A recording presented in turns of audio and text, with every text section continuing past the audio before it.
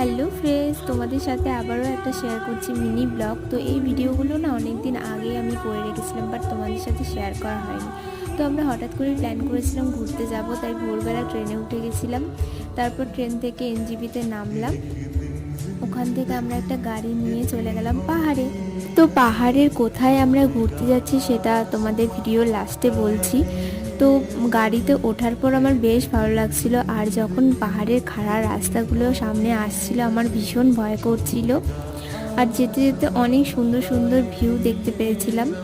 আর দেখো আমরা প্রায় হোটেলে পৌঁছে গেছি, আর হোটেলের সামনের ভিউটা ঠিক এরকমটাই ছিল, দারুণ লাগছিল আমাদের। আর সন্ধেবেলায় একটু রেস্ট টেস্ট করে আমরা বেরিয়ে পড়েছিলাম ঘুরতে। আর এটা হচ্ছে কার্শিয়াং স্টেশন।